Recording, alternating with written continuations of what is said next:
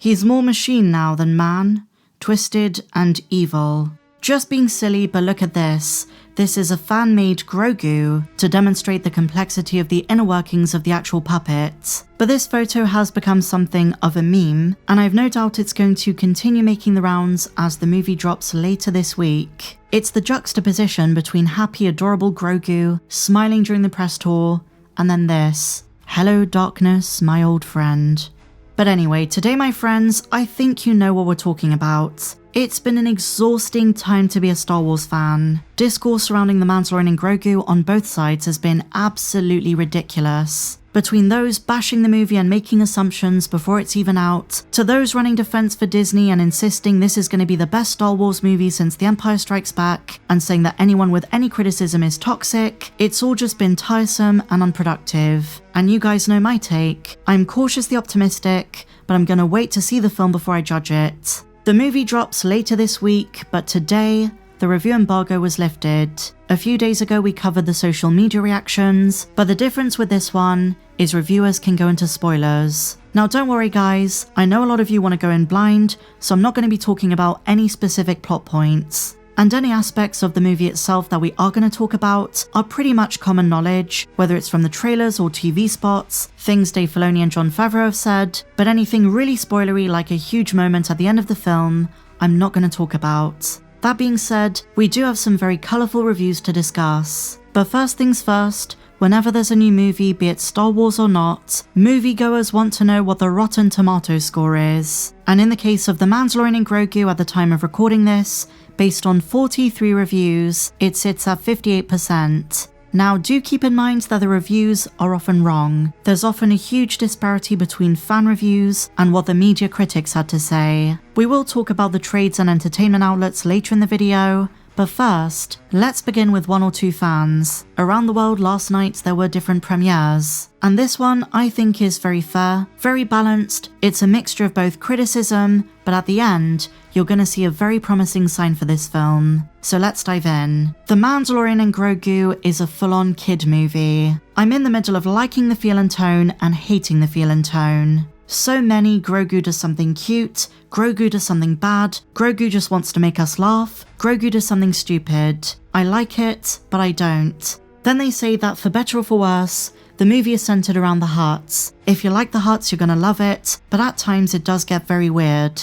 Then they go on to mention the music by Ludwig Göransson, and I think this is where we're gonna disagree. They seem to be in the minority that they don't like the music of the film, saying this: the soundtrack gets really bad, with synth modern hip-hop that really takes you out of the Star Wars feels. Now I've been listening to different tracks, and there is certainly an evolution, but to me it's still quintessential Mando. The main themes are still very present, the bass recorder, Grogu's theme. In more ways than one, it maintains the DNA of the TV show. And to be honest, it was already heading in the direction this reviewer is complaining about, especially with tracks from the third season like a Delphi jukebox that contained a lot of hip-hop elements. They then go on to talk about a certain cameo, which I have covered on the channel. This is no Luke Skywalker or Thrawn, it's a small one, and they believe that some of the audience will like it, when others won't, and some fans won't even know who this is. But this is where we get to some of the positives. They say that while they didn't care for about 60% of the film, the last 40% really develops into a story you care about and feel, and the stakes matter. And up until this point they say, the movie feels like a TV show episode, but in the final third, everything changes, and it actually feels like a Star Wars movie. So it is encouraging to know that the portion of the movie we know basically nothing about is its best. And they finish with their assessment, which I think a lot of fans are going to be saying on May 22nd, that while this is not the movie to bring Star Wars back in a huge way, it's a good first step.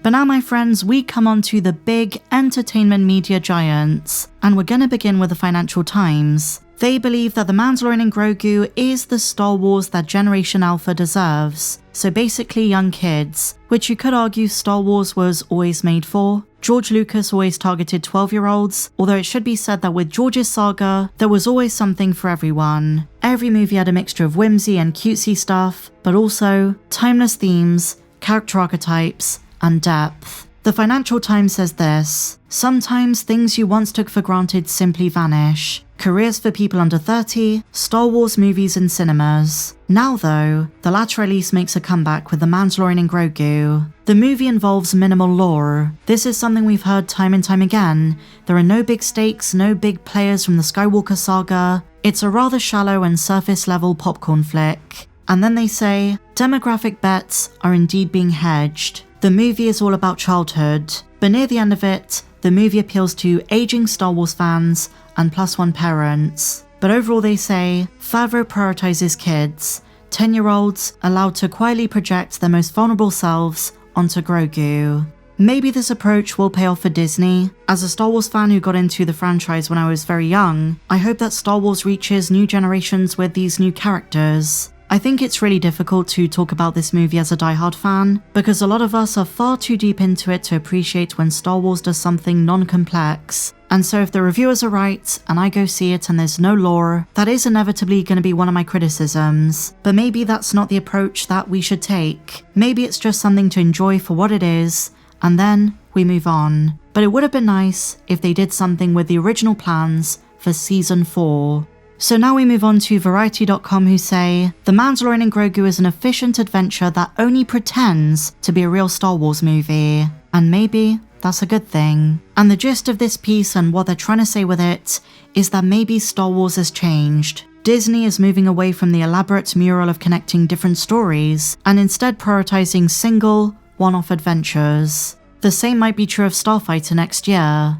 On to our next review, Empire Magazine gives The Mandalorian and Grogu a 3 out of 5. And just like so many other reviews we've looked at, their biggest criticism is Rot of the Hutt, clunky CG, and the fact he speaks English with a New York accent. And in my book, that is quintessential Dave Filoni humor. I can see this landing with a few fans, but I'm curious to see what the general audience is gonna say.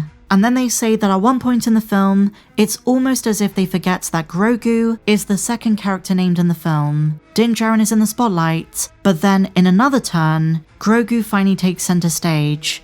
And as has been implied by the trailers, Grogu is gonna have to save Din Djarin's life.